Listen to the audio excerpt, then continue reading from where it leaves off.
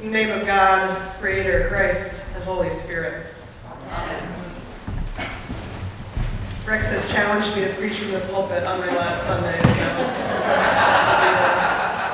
one of my many learnings. Almost exactly 2 years ago today, I began my time at St. John's. We were a little over 2 months into the pandemic, a time when most of us were still locked down, scrambling to figure out what was safe, what was not, and even what sources of information we could trust to help us tell the difference. It was 1 week after George Floyd was murdered at 38th in Chicago. Minneapolis was reeling from the event and its aftermath, from being thrust onto the global stage as the epicenter of protests over police violence that swept the globe. And we had all only just begun to reckon with our own responsibility and role in that moment. On a more personal level, I walked into St. John's, or rather clicked into St. John's on Zoom, not knowing what to expect. What would an internship look like when a church was not gathering in person? How would this moment in our city and our country change the work I had expected to be doing? Was I on the right path in my own discernment of the priesthood? What could I offer, and where would I find guidance? It was a moment when a feeling of uncertainty loomed over me, over St. John's, and over our community like a threatening summer storm cloud. I think this may have been how the disciples felt in our gospel reading from today. This reading from John is part of what are known as the farewell discourses, in which Jesus instructs his disciples about how to prepare for the time he will no longer be with them. In it, he tells the disciples that the Holy Spirit will now be their advocate and guide. No longer will they be listening to his teachings as they follow him around the countryside. Instead, they will need to listen to the voice of the Holy Spirit, who will remind them of what Jesus has said over the short time they've had together. Now, I imagine this might have been a little disconcerting to hear. These are folks who have followed Jesus so closely, and they're losing their physical connection to him. No longer will they be able to ask him all their questions about loaves and fishes and fig trees. No longer will they witness him feeding the hungry, laying hands on the sick, or stilling the storm over the sea. No longer will their daily lives and work be what they have come to expect. It was a definite moment of uncertainty. It was also, though, a moment of great promise.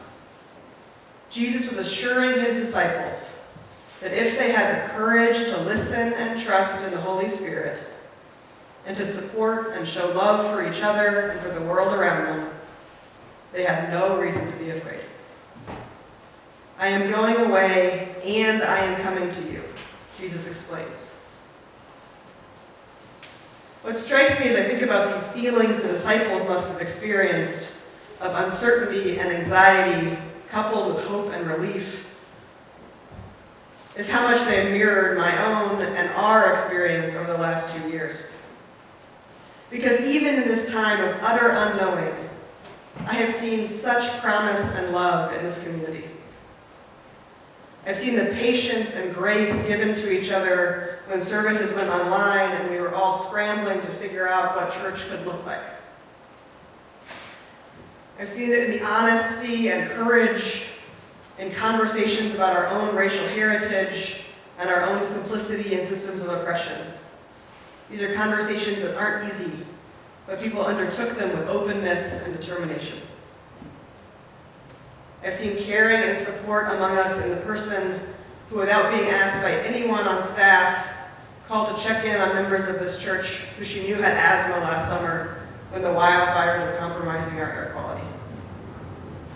I've seen the strong sense of community and the joyful tears I witnessed from many of you as we were able to have communion together for the first time since the start of the pandemic. I've seen the faith and joy evident on Easter Sunday when a member, surrounded by bells and flowers and loud kids and chaos, told me she felt like she was coming alive again. I've seen it in the generosity, humor, and wisdom of clergy, staff, and parishioners as they have advised me and gently guided me. And I've seen the heart of St. John's in the complete and utter kindness and generosity this community has shown me, my wife, and our daughter as we came into your doors as complete strangers. You've made us feel so welcome here. This is still a time of great uncertainty. We do not know what the future of our world looks like. This church, like all churches, is looking at its future and wondering what the next years will bring. I also don't know what's next for me. I don't leave here with a concrete idea about what the future holds for my role in the church, whether it be as a parish priest, a chaplain in a hospital or a retirement home, an organizer for a faith-based organization, or something else I have yet to discern. Perhaps some of you are experiencing a similar uncertainty as you think about the next steps in your own lives or the life of St. John's. What is clear to me, though, is that St. John's will continue to hold on to many of the things that are so foundational to this place. Finding and honoring the sacredness of all people. Staying focused on the world outside these walls, not just what happens in this building. Really working to knowing and loving each other, deepening long-standing relationships and forming new ones, supporting each other through difficult times, and celebrating the joyful ones. So in the midst of both the known and the unknown, I pray that we all can continue to look for the love and the promise around us. That we can trust that Jesus' words to the disciples, that the Holy Spirit is with them and will guide them in the way of love, hold equally true for us. And that we can find comfort and hope when he tells us, do not let your hearts be troubled. Do not let them be afraid. I pray in thanksgiving for all of you and for this community. I leave filled with deep gratitude for all I have experienced here and with deep hope for the future of this place. Amen.